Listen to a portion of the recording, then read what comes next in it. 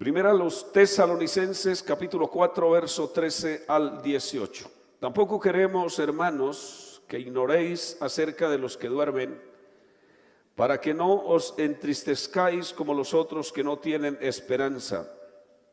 Porque si creemos que Jesús murió y resucitó, así también traerá Dios con Jesús a los que durmieron en él. Por lo cual os decimos esto en palabra del Señor, que nosotros que vivimos, que habremos quedado hasta la venida del Señor, no precederemos a los que durmieron, porque el Señor mismo con voz de mando, con voz de arcángel y con trompeta de Dios, descenderá del cielo y los muertos en Cristo resucitarán primero. Luego nosotros los que vivimos, los que hayamos quedado, seremos arrebatados juntamente con ellos en las nubes para recibir al Señor en el aire, y así estaremos siempre con el Señor. Por tanto, alentaos los unos a los otros con estas palabras. Gloria a Dios. Siéntense, hermanos, por favor. Vamos a prestar mucha atención a la explicación que quiero hacer esta noche.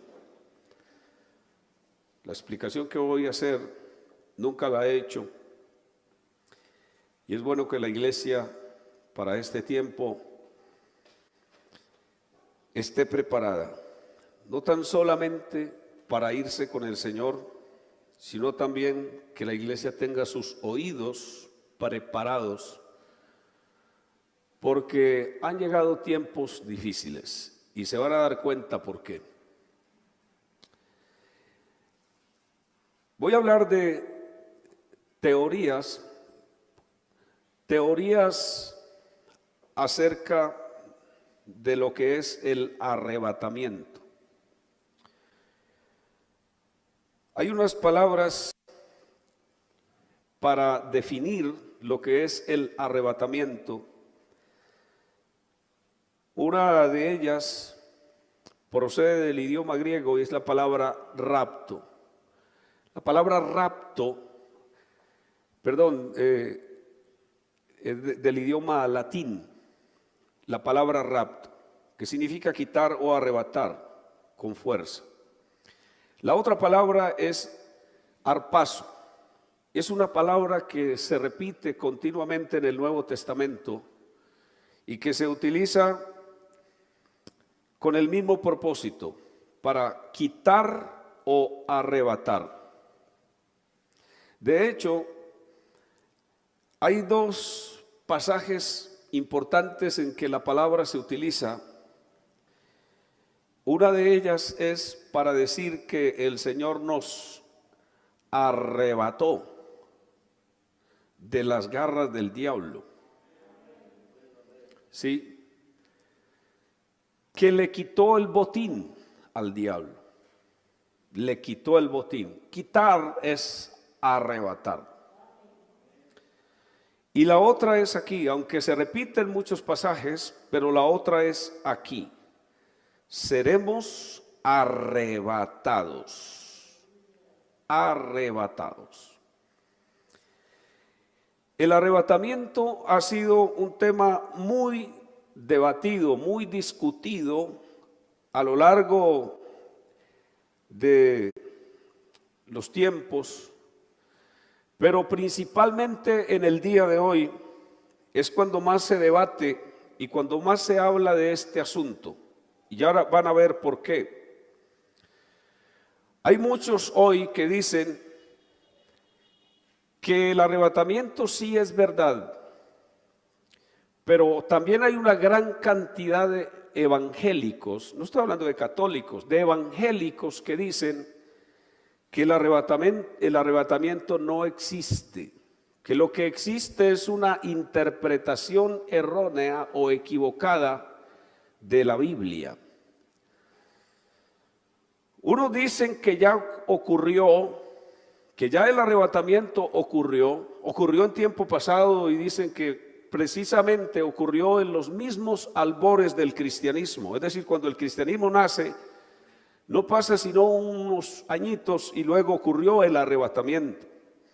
Otros dicen que no es cierto tal cosa, que tal cosa no existe, el arrebatamiento, eso no es verdad, que es una invención de los evangélicos, principalmente con el ánimo de intimidar a la gente. Algunos no predican sobre el arrebatamiento por varias razones.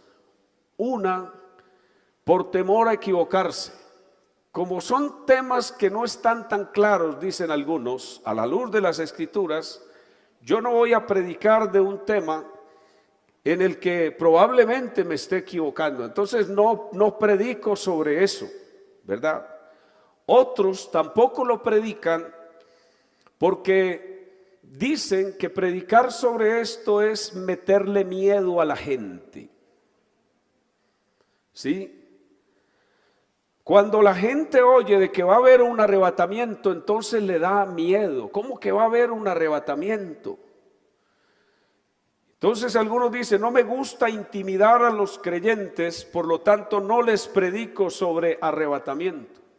Y oiga esto, otros tampoco lo predican porque dicen que este mensaje relaja a los creyentes en el sentido de que les quita la mirada de las responsabilidades terrenales que tienen que cumplir, como responder en un trabajo, como lanzarse a un proyecto. Dicen, no lo predico porque entonces esto desvía la mirada de la gente. Los creyentes dejan de ser responsables en sus lugares de trabajo, dejan de proyectarse, dejan de poner la mirada en un negocio o en una empresa para sacarla adelante por tener la mirada puesta en que Cristo ya viene, y que como Cristo ya viene, entonces ¿para qué nos vamos a ocupar en cosas o en bagatelas de esta vida? Escuche todo lo que estoy diciendo y usted se va a dar cuenta que esto es verdad hoy. ¿Sí? Otros entonces, hermano, siguen deliberando. El pueblo sigue deliberando hoy. ¿Hay arrebatamiento o no hay? ¿Fue? ¿Será? ¿Habrá de ser? ¿Cuándo? ¿Cómo? ¿Bajo qué circunstancias? ¿En qué tiempo? El pueblo sigue deliberando hoy. Y escuche, voy a tratar de explicarle las 8 teorías que existen hoy con respecto al arrebatamiento. Si quiere lo apunta por ahí, si quiere después escucha el mensaje otra vez. La primera teoría la manejan unos teólogos que, por cierto, no son pocos, son muchísimos los teólogos que sostienen una interpretación preterista de la Biblia. Voy a hablar aquí en un lenguaje que para muchos eso es extraño, porque como los creyentes poco leen la Biblia y poco leen la historia y poco leen sobre teología, entonces aguánteme los términos que voy a utilizar, ¿sí? Después los investiga. El preterismo es una corriente teológica o escatológica que surgió en el primer siglo. Oiga esto no es nuevo, esta corriente es vieja, así como el diablo, ¿sí? Es tan vieja como el mismo diablo y tan mentirosa como el mismo diablo, ¿sí?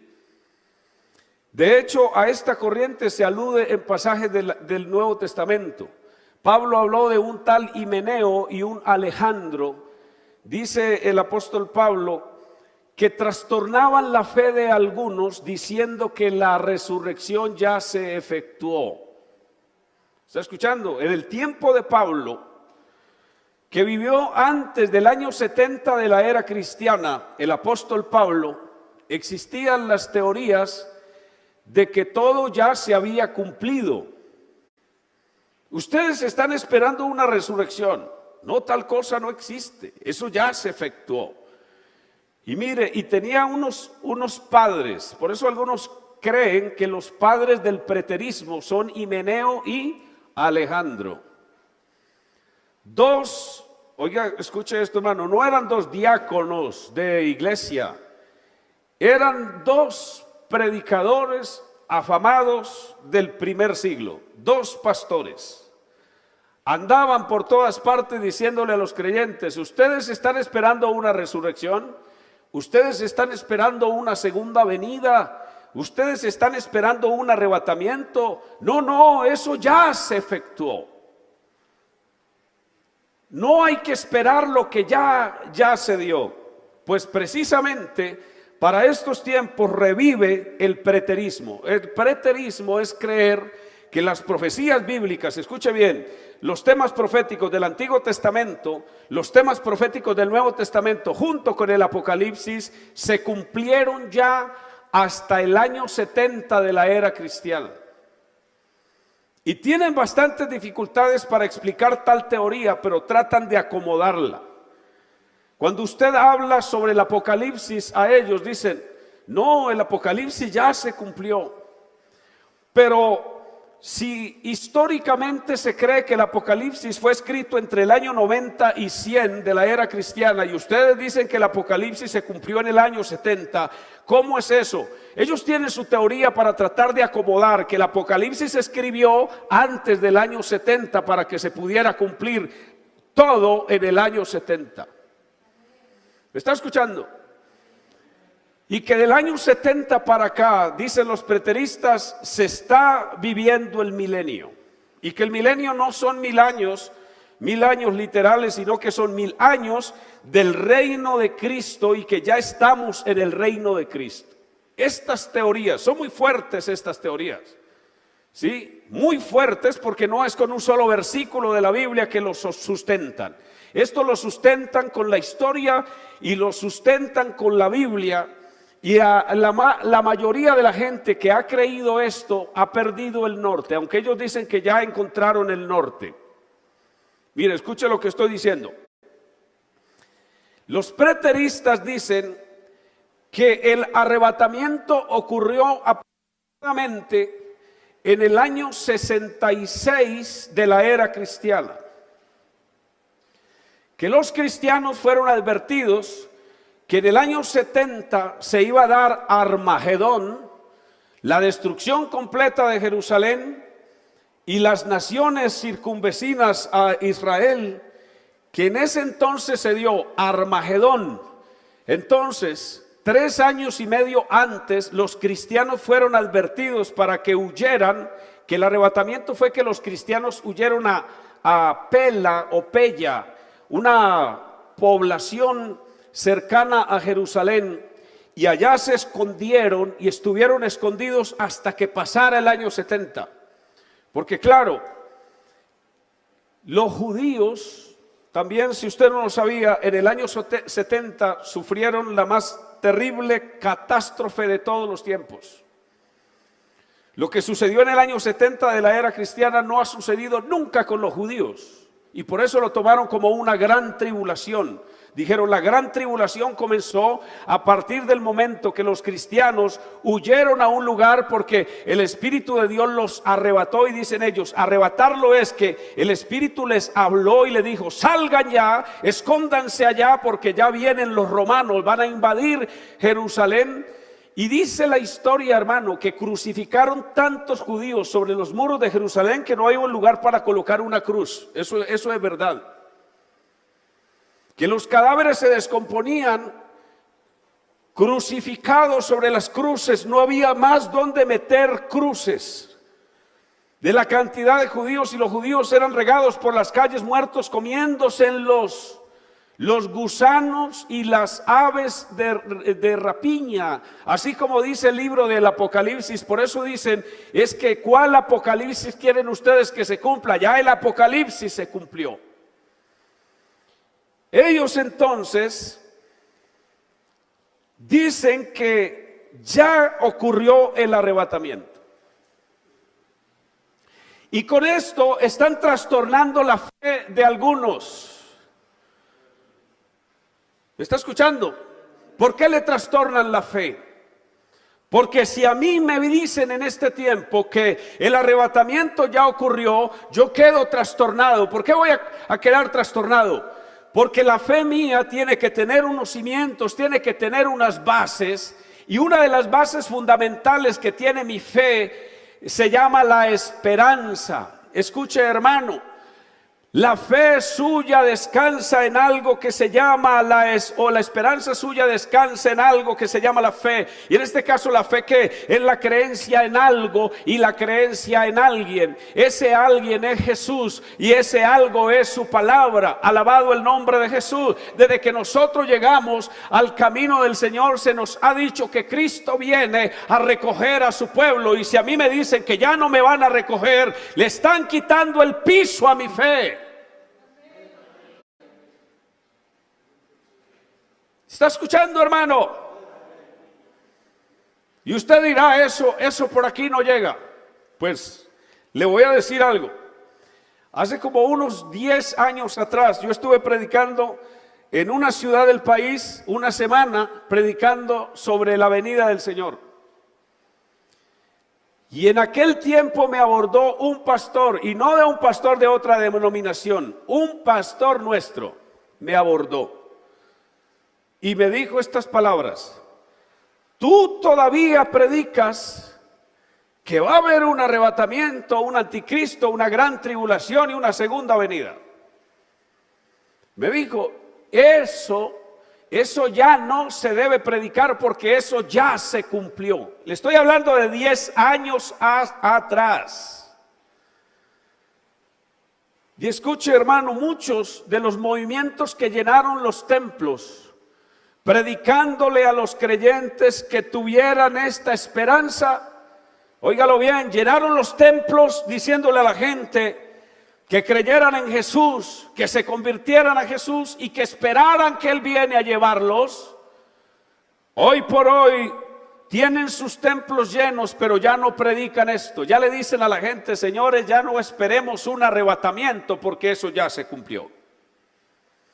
Lo que yo no entiendo es cómo sigue, disculpe la expresión que voy a utilizar, cómo sigue una bola de ignorantes metidos en esos templos, escuchando a semejantes embusteros, sabiendo que en la cara le están diciendo mentiras.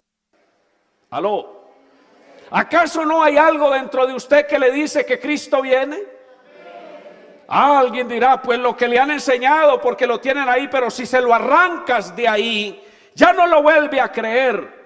Pues mi hermano, yo seguiré creyendo que Cristo viene y seguiré creyendo que la iglesia va a ser arrebatada, así lo diga el Papa o así lo diga el pastor que lo diga, alabado el nombre del Señor, o el teólogo que lo diga. En mí hay una esperanza, yo sé que la iglesia va a ser llevada por Jesús.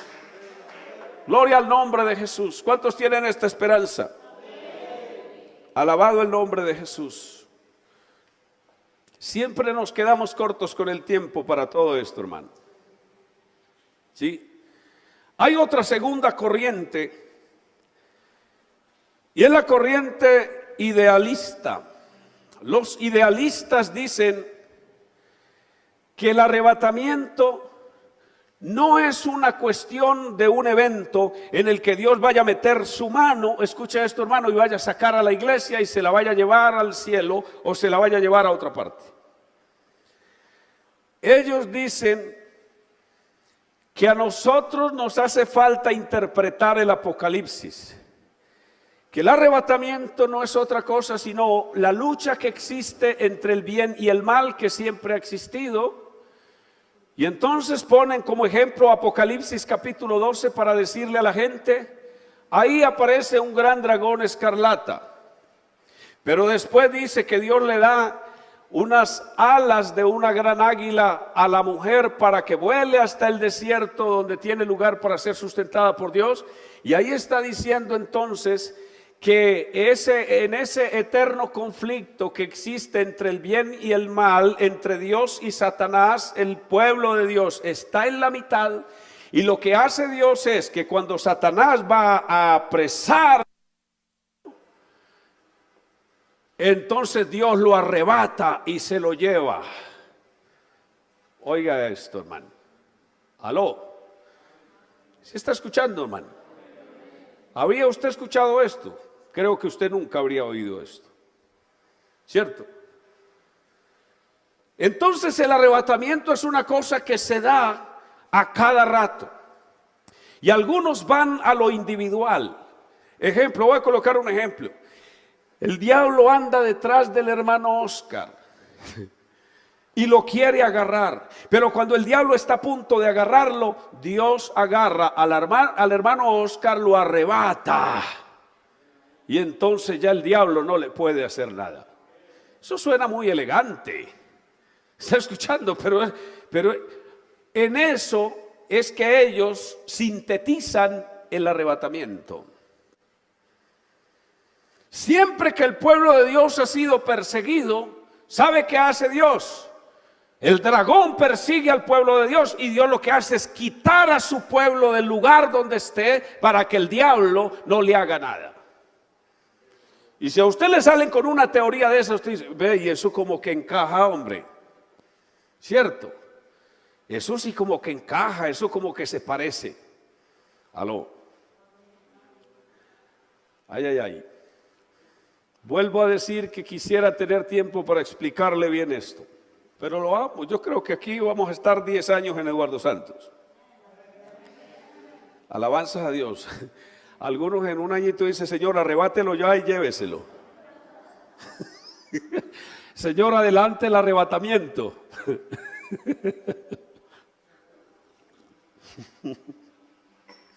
¿Vosotros qué decís? Está también otra corriente que es la corriente del historicismo. Oigan los términos que estoy utilizando: preterismo, idealismo y ahorita historicismo. Los historicistas dicen que si el arrebatamiento llega a ocurrir, oiga, que si de pronto llega a ocurrir el arrebatamiento, ocurrirá en la segunda venida de Cristo. No ocurre 7 años antes, sino que ocurre en la segunda venida de Cristo. ¿Por qué? Una corriente de los historicistas dicen que este mundo va a llegar hasta su final.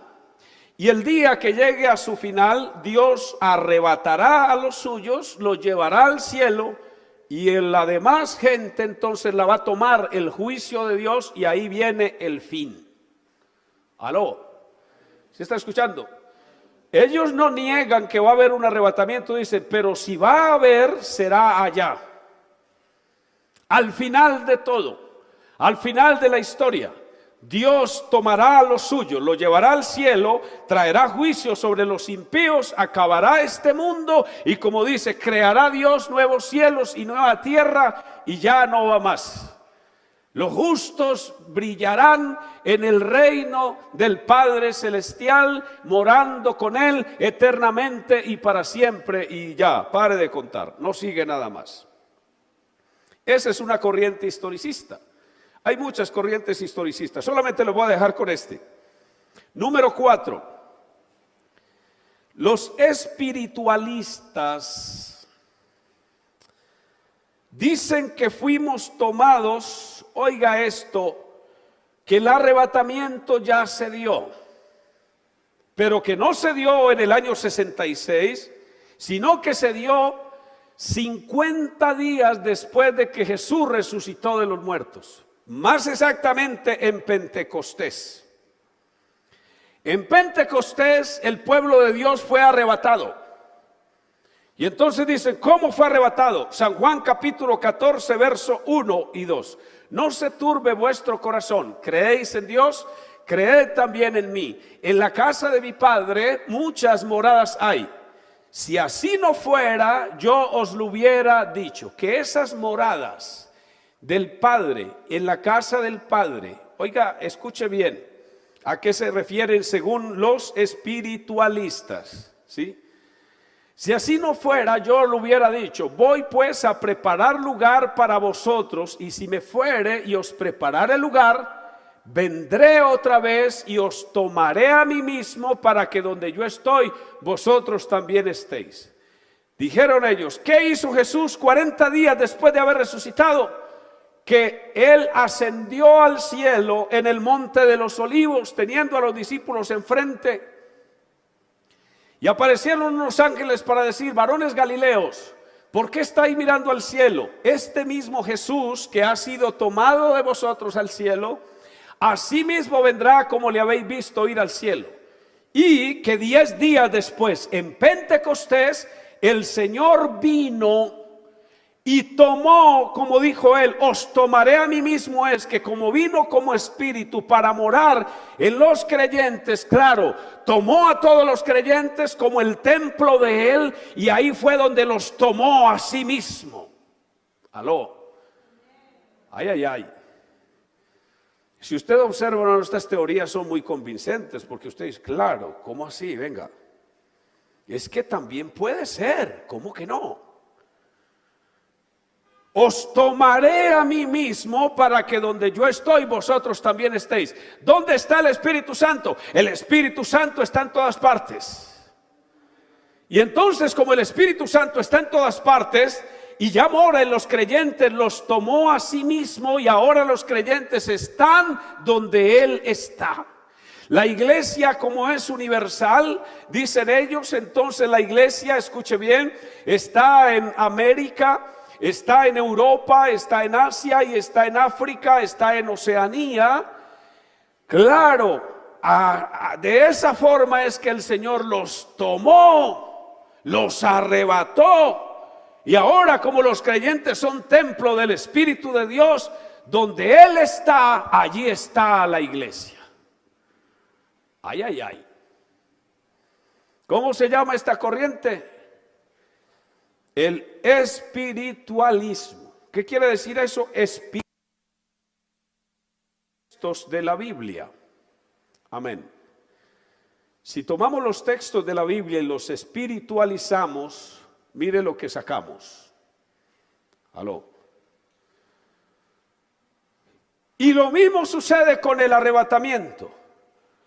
Es que en Pentecostés el mismo Señor, con voz de mando, con voz de arcángel, con trompeta de Dios, descendió del cielo.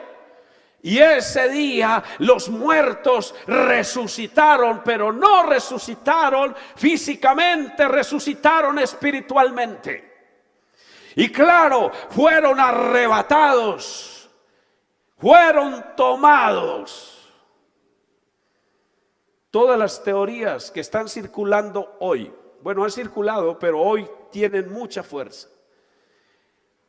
Y hermano, y usted va a mirar al final por qué ha tomado tanta fuerza eso hoy. Alabanzas a Dios. Más de uno está como asustado ya, ¿cierto? Yo al hermano Raúl que mueve las orejitas.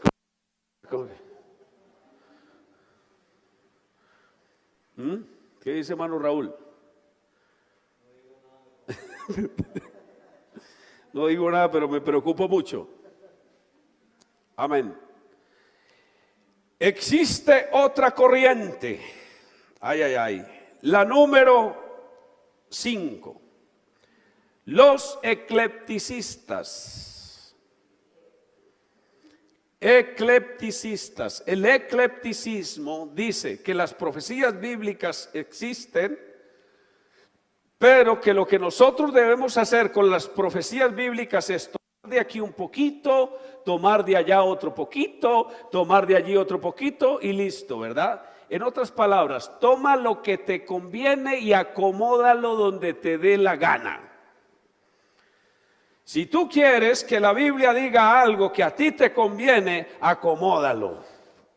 Toma de aquí, toma de allá, ¿verdad? Y acomódalo. Y listo. Y también pare de contar. Entonces, ¿qué dicen los eclecticistas? Probablemente el arrebatamiento existió, o probablemente el arrebatamiento exista o vaya a existir en algún momento. Lo importante es tratar de acomodar en qué tiempo o bajo qué circunstancia se dio o se va a dar el arrebatamiento. No quiero tampoco profundizar mucho aquí. Hay otra corriente más. El mesianismo. Bueno, del mesianismo hay muchas corrientes hoy, muchas, ¿sí? Y todas han surgido en los últimos tiempos, aunque el mesianismo siempre ha existido y siempre ha sido un problema para el cristianismo. Y los que han creído que los mesiánicos vienen a tratar de darnos revelación, vienen es a tratar de perturbar la fe de la gente. Eso de que yo ya resulté con pelo largo y barba larga y ahorita ya no me llamo fulano de tal, sino que me llamo con un nombre hebreo. Y ya yo no digo el nombre de Jesús porque no se puede decir así, sino un nombre hebreo. Y le busco nombres hebreos a todos. Vea, por ahí había una señora que le buscaba nombres a los hijos. Y el uno se llamaba Nabuzadarán. El otro se llamaba Nabucodonosor. El otro llamaba Nabopolazar. ¿Cree? Y esos son nombres babilónicos. ¿Cree que estoy charlando? Una señora adventista que yo le pagué arriendo en San Antonio de Prado cuando fui pastor allá, ella tenía hijos y el uno era Nabuzadarán, el otro era Nabopolazar, el otro era Nabucodonosor. Y le digo yo, ¿por qué le puse los nombres? Porque son bíblicos, señora, pero los nombres son babilónicos. Pero están en la Biblia. Ay, ay, ay. Eso es como decir yo que porque Barrabás está en la Biblia, el próximo hijo que nazca, mi hijo, un nombre bíblico bonito, Barrabás. Oiga, ¿y sabe una cosa? Que es que Barrabás, si es un nombre bonito, es un nombre hebreo bonito. Sí. ¿Sabe por qué? ¿Qué significa Barrabás? Hijo del Padre. ¿Ah? Por eso, cuando fueron a tomar a Jesús para llevarlo a la cruz, Pilato dijo: ¿a quién quieren que os suelte? ¿A cuál de los dos que dicen que es hijo del Padre quieren que le suelte? Por eso dijo: ¿a Barrabás o a Jesús llamado el Cristo? Porque resulta que los dos eran hijos del Padre. Jesús dijo que era hijo del Padre y el otro también era hijo del Padre. Lo que pasa es que el uno era hijo del diablo y el otro era hijo de Dios. ¿Aló? Entonces, escuche, hermano, los mesiánicos, escuche lo que están diciendo una corriente de mesiánicos. Cuando comenzó el coronavirus, aparecieron una corriente de mesiánicos, no voy a mencionar el nombre de ellos, pero hicieron leña por las redes sociales diciéndole a la gente que en 6 meses comenzaba la gran tribulación y que ellos iban a ser arrebatados a un lugar, no al cielo, dijeron. No, nosotros no vamos a ser llevados al cielo, nosotros vamos a ser llevados a un lugar que ya está preparado para nosotros, y allá en ese lugar que está preparado nosotros vamos a esperar al Mesías, porque el Mesías viene. Y allá en el lugar donde nos van a esconder, ellos dijeron, ese es el arrebatamiento. No hay un arrebatamiento como dicen los cristianos, dijeron ellos. No es que vamos a ser llevados al cielo. A nosotros nos van a arrebatar y nos van a meter a un lugar. Ya en ese lugar vamos a estar escondidos por 3 años y medio. Vamos a estar escondidos mientras el mundo caiga bajo el engañador. Nosotros vamos a estar escondidos. Y escucha una cosa, esa gente desapareció de las redes sociales. Precisamente, oiga esto, 6 meses después de que uno de los líderes principales de ellos dijo eso, desaparecieron. Yo hasta por puse a buscarlos. Yo dije, a ver qué están diciendo ahora, cuando ellos pusieron una fecha que los iban a arrebatar, ¿qué están diciendo? No, desaparecieron. Nada raro que estén escondidos por ahí en una cueva esperando que pase el dragón, y el dragón todavía no ha pasado. ¿Ah? Nada raro que estén por allá metidos en una cueva, asomándose el uno por una parte y el otro por la otra. Tú te asomas allá y yo me asomo allí y vos por allí, a ver cuándo pasa el dragón. Y sabe una cosa, no ha comenzado la gran tribulación. Y ellos dijeron que iba a comenzar la gran tribulación. Aló. Ay, ay, ay. Todas estas teorías existen hoy. Y mire otra teoría. Existe la teoría dispensacionalista. Esta tiene varias vertientes, tiene varias corrientes, la teoría dispensacionalista. ¿Qué es ¿en qué se basa la dispensacionalista? Bueno, nosotros somos dispensacionalistas en cierto sentido, para que lo tenga presente. ¿Por qué? Porque nosotros creemos que este libro que se llama Palabra de Dios está repartido en dispensaciones. Una dispensación de inocencia, una dispensación de conciencia, hubo otra dispensación de gobierno humano, hubo otra dispensación de promesa, otra dispensación de ley. Estamos viviendo la dispensación de la gracia. La dispensación de la gracia termina con el arrebatamiento de la iglesia y vienen unos juicios de Dios, y luego se da la segunda venida de Cristo y termina con la séptima dispensación, que es el reino milenial.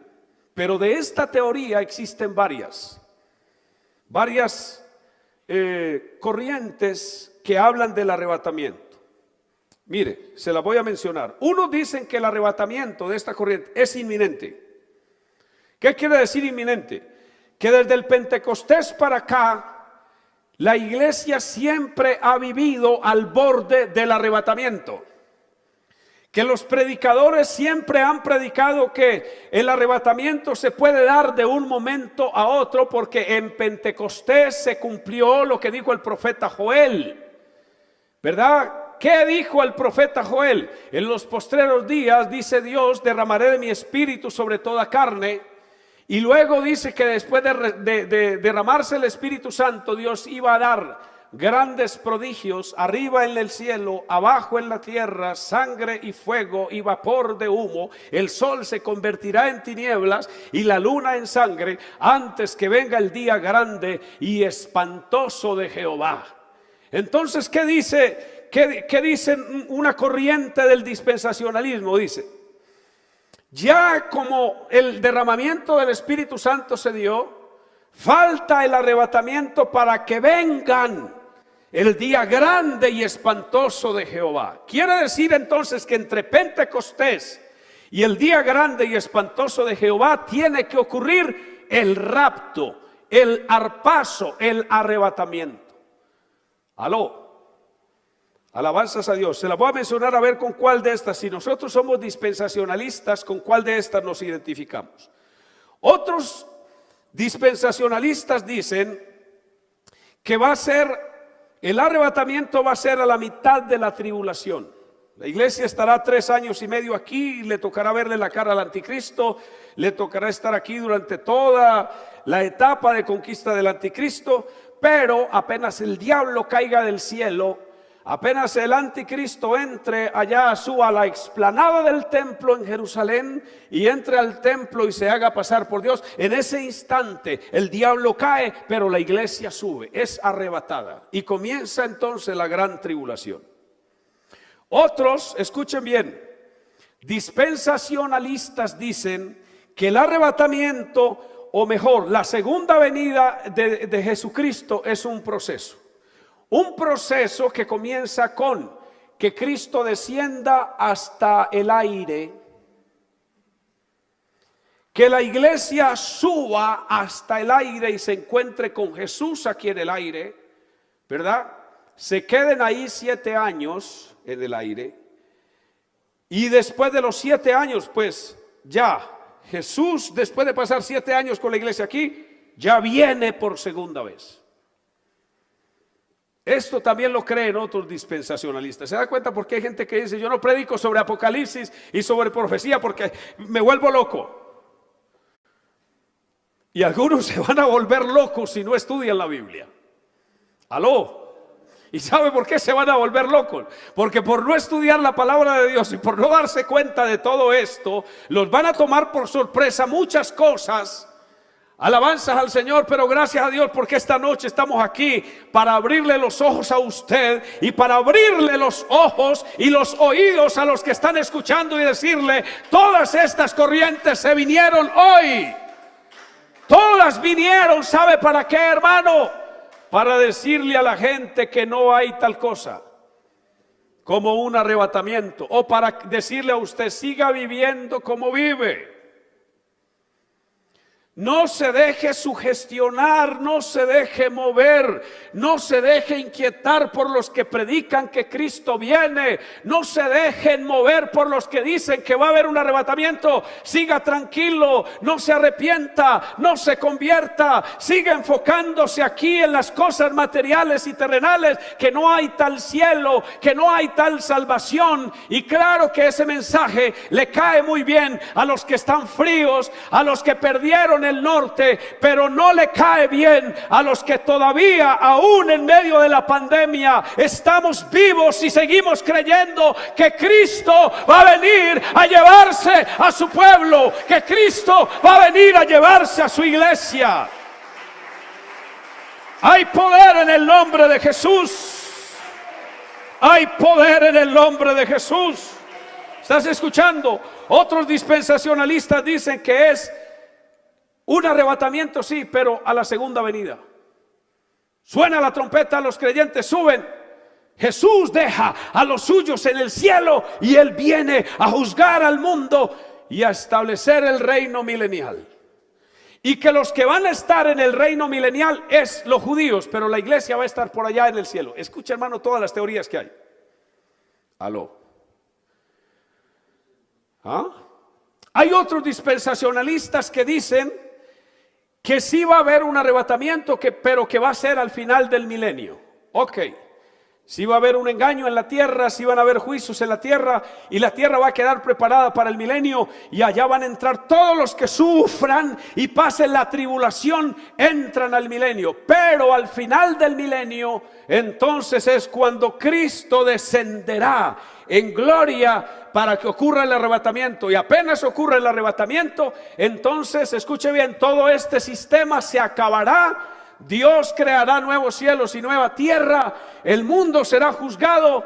Los creyentes van a la nueva Jerusalén con Jesús, y los que no se arrepintieron van al lago que arde con fuego y azufre. Hasta ahí llegó todo. Pues yo le quiero decir una cosa, hermano. Si usted ya escuchó las teorías de los dispensacionalistas, yo me identifico con lo inminente. Amén. ¿Por qué con lo inminente? Porque el Espíritu Santo vino de repente, de forma inminente en Pentecostés. De repente significa eso, de forma inminente. Alabado el nombre del Señor. Los discípulos estaban reunidos en una casa, y dice la Biblia que llevaban un tiempo allá, que estaban orando, ¿verdad? Eso dice la Biblia. Y de repente vino un estruendo, como de un viento recio que soplaba, que llenó toda la casa donde estaban sentados, y se les aparecieron lenguas repartidas como de fuego, asentándose sobre cada uno de ellos, y fueron todos llenos del Espíritu Santo y comenzaron a hablar en otras lenguas según el Espíritu les daba que hablasen. Alabado el nombre del Señor. Pero ahí no llegan las cosas. La profecía sí dice que después del Pentecostés venía el día grande y espantoso de Jehová. Lo que algunos no sospechaban es que el día grande y espantoso de Jehová está adelante, muy adelante, en un tiempo que la Biblia llama la gran tribulación. Alabanzas al Señor. Eso quiere decir, hermano, que la iglesia que ha recibido el Pentecostés va a ser llevada, va a ser arrebatada antes que venga el día grande y espantoso de Jehová. Alabado el nombre de Jesús. Por eso la iglesia lo que tiene que vivir, hermano, es llenándose del poder del Espíritu Santo mientras esté aquí en la tierra. Porque si la iglesia vive llena del poder del Espíritu Santo, el arrebatamiento, como es inminente, no le tomará por sorpresa. Porque a un creyente lleno del poder del Espíritu Santo no le toma por sorpresa nada. Dele la gloria al nombre de Jesús. Dele un aplauso al nombre de Jesús. Entonces, ¿qué tenemos que hacer hoy? Llenarnos del Espíritu, estar llenándonos continuamente del Espíritu Santo, estar llenando nuestras lámparas con aceite. Alabado el nombre de Jesús. Tener la lámpara llena de aceite, mi querido hermano. Porque aunque muchos se han levantado hoy para negar que existe un arrebatamiento, y hay teorías, y hay teologías, y hay teólogos, y hay iglesias, y hay movimientos grandes en el mundo, y hay teólogos reconocidos que dicen que tal cosa no existe, alabado el nombre de Jesús, Dios todavía tiene a su iglesia y todavía se mueve en medio de ella, porque Él se mueve en medio de los 7 candeleros de oro, y aún en este último candelero Él se está moviendo para tomar a su iglesia y llevársela, esa iglesia llena, esa iglesia que tiene el poder, esa iglesia que tiene la unción del Espíritu Santo va a ser llevada. Alabado sea el nombre de Jesús. Aunque hayan muchos deliberando al respecto, la Biblia dice esto, el texto dice: porque el mismo Señor, diga conmigo, el mismo Señor. ¿Quién es el que viene a llevar la iglesia? El mismo Señor. Amén. ¿Y qué más dice? Con voz de mando. Luego dice con voz de arcángel. Y luego dice: y con trompeta de Dios descenderá del cielo, y los muertos en Cristo resucitarán primero. Alguien dijo: hermano, ¿qué significan las palabras con voz de mando, con voz de arcángel y con trompeta de Dios? Explíqueme eso. ¿Sabe cómo se llama eso, hermano? Esa es una figura literaria que se llama un pleonasmo. El pleonasmo es una reiteración o una repetición de algo, alabado el nombre del Señor, para dar a entender que es ciertamente verdad lo que va a pasar. Aunque se paren muchos hoy a decir que el arrebatamiento es una teoría incierta, el Señor, escúchelo bien, lo repitió y dijo: tan cierto como que voy, que escuchen lo que voy a hacer. Va a ser con voz de mando, con voz de arcángel, con trompeta de Dios. Alabado el nombre de Jesús. Si no le sirve con voz de mando, le sirve con voz de arcángel. O si no le sirve con voz de arcángel, le sirve con trompeta de Dios. Es ciertísimo que el Señor de gloria viene a llevar a su pueblo. Dele gloria al nombre de Jesús. Dele gloria al nombre de Jesús. Colóquese de pie. Alabado sea el nombre de Jesús. Oiga, iglesia, y mire lo que dijo el apóstol Pedro. Es que esto que estoy diciendo, sabiendo primero esto, que en los postreros días vendrán burladores. La Biblia no lo llama de otra manera. La Biblia lo llama burladores. A todos esos que tienen esas teologías lo llama ¿cómo? Burladores. Vendrán burladores, andando según sus propias concupiscencias y diciendo. ¿Sí escuchó lo que yo dije? Que algunos dicen: no predico sobre eso porque asusta a la gente. No predico sobre eso porque la gente deja de producir plata. Y lo que yo quiero es una iglesia que me produzca plata. Hay poder en el nombre de Jesús. Hay que abrir los ojos, mi hermano, porque aquí no estamos para producir plata. Aquí estamos para recibir la salvación y conservarla. Si Dios le quiere dar cosas, hermano, bienvenidas esas cosas que Dios le quiera dar. Y dice la Biblia que si se aumentan las riquezas o los bienes, no pongáis el corazón en ellas. Hay poder en el nombre de Jesús. Y van a aparecer diciendo: ¿dónde está la promesa de su advenimiento? ¿No es lo que dicen todas estas corrientes? Que están ustedes, están esperando algo que ya se dio, están esperando algo que se cumplió, o algo que de forma figurada, o algo que tiene que ver es con el Pentecostés. ¿Qué es lo que ustedes están esperando? Burladores. Aló, alabado sea el nombre del Señor. Y mire usted, Jesús lo correlacionó, como sucedió en los días de Noé, que estaban comiendo y bebiendo, casándose y dándose en casamiento, y no entendieron.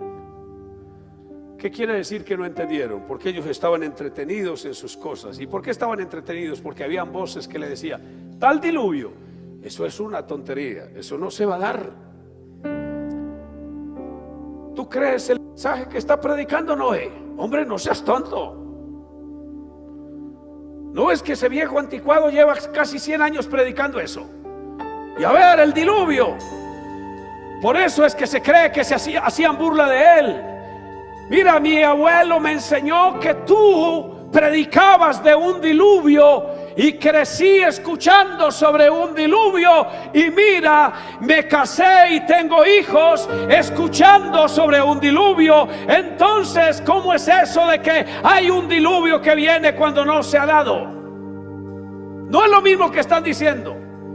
En días pasados, hermano, en medio de la pandemia, cuando yo estaba predicando mucho sobre mensajes escatológicos, alguien me escribió y me dijo: creo que en 80 años tu nieto o bisnieto o tataranieto va a escuchar tus mensajes y se va a reír, porque tal cosa que tú dices no se va a cumplir. Aló, ¿cómo llama eso la Biblia? Burladores. Ellos son burladores. Pero le hago una pregunta, iglesia: ¿el diluvio vino? Sí vino. Alabado el nombre de Jesús. Antes de la destrucción de Sodoma y Gomorra habían burladores. Sí, la Biblia dice que, mire, y dijeron los varones a Lot: ¿tienes aquí alguno más? Yernos y tus hijos y tus hijas y todo lo que tienes en la ciudad, sácalo de este lugar, porque vamos a destruir este lugar, por cuanto el clamor contra ellos ha subido de punto delante de Jehová. Por tanto, Jehová nos ha enviado para destruirlo. Entonces Lot salió y habló a sus yernos, los que habían de tomar sus hijas, y les dijo: levantaos, salid de este lugar, porque Jehová va a destruir esta ciudad. Y escuche lo que dijeron ellos: mas pareció a sus yernos como que se burlaba. Burladores. Léalo, ahí está en la Biblia. ¿Cómo? Ese mensaje lo escuchamos hace rato, querido. ¿Qué estás predicando? ¿Cuánto rato vienen diciéndonos que estas ciudades, por la maldad que hay en ellas, van a ser destruidas? A ver, ¿dónde ha venido destrucción? Ya tenía la destrucción ahí a la puerta.